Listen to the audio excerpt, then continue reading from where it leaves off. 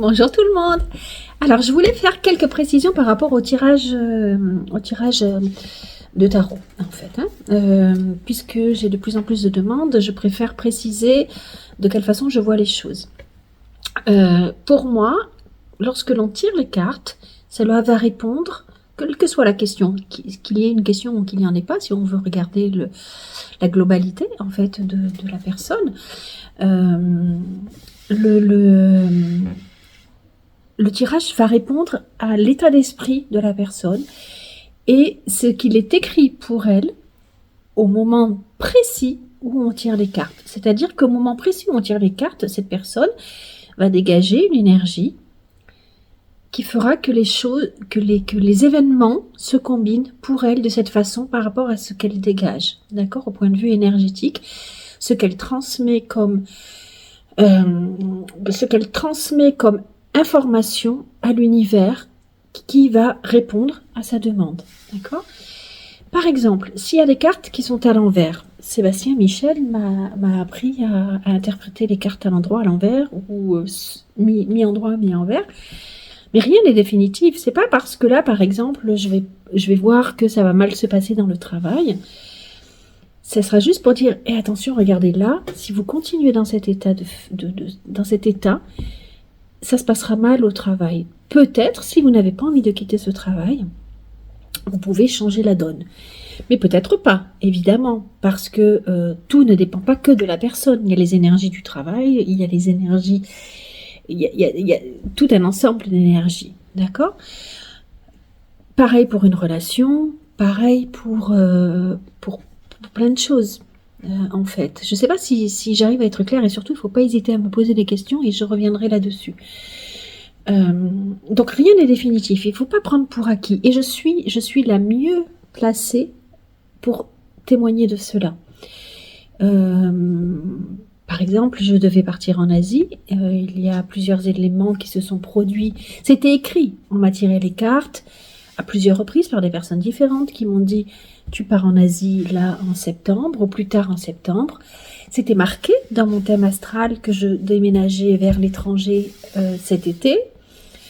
Et il y a eu plusieurs événements qui se sont produits qui font que peut-être ça va être reporté.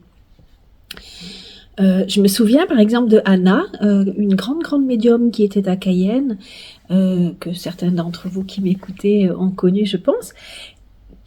Elle était voyante, elle lisait dans un verre en cristal avec de l'eau dedans.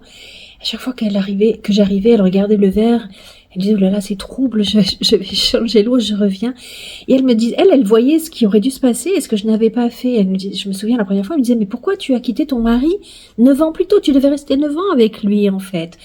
La fois d'après, elle me disait « mais pourquoi tu n'es pas allé vivre en République dominicaine avec cet homme? C'était écrit que tu devais le faire ». Elle disait, mais là, ton ange gardien, il est perdu, il sait plus où donner de la tête. Et c'était à chaque fois la même phrase qui revenait. Il me dit, c'est quand tu traverseras l'océan et que tu rencontreras l'homme de l'autre côté de l'océan que là, ta vie se stabilisera. Ta vie se stabilisera. Disons qu'elle redeviendra en harmonie par rapport à ce que tu avais écrit. D'accord ?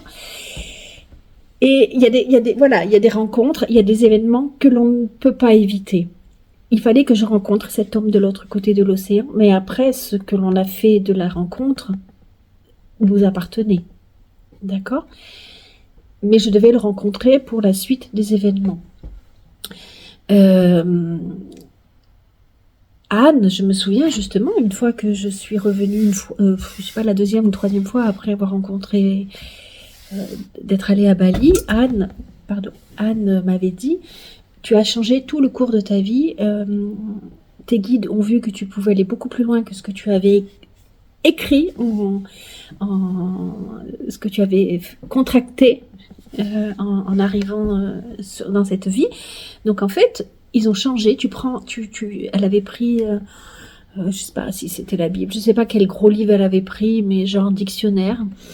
Je crois que c'était Krishnamurti d'ailleurs, et elle avait dit tu fermes ce livre, tu en prends un autre et tu l'ouvres. C'est pas un nouveau chapitre, c'est un nouveau livre que tu as écrit en fonction de tout ce que tu as vécu jusque-là, qui a modifié le cours de ta vie. Et maintenant tu oublies tout ce qu'on a pu te prédire, tu pars vers une autre vie, d'accord ? Et ça c'est possible plein de fois dans la vie, sauf pour vraiment les personnes qui sont en démarrage de leur vie, qui ne sont pas très éveillées, où là ils ont vraiment besoin d'être guidés, donc on les prend, enfin leur guide les prend par la main, et les prennent par la main, pardon, et les emmène pas à pas.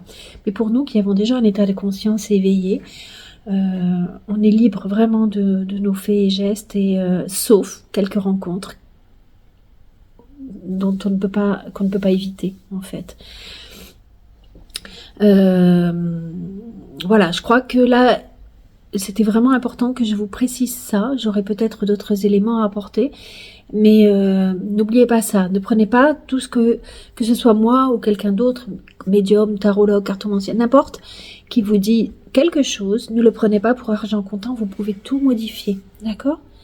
Merci de m'avoir écouté. Namasté.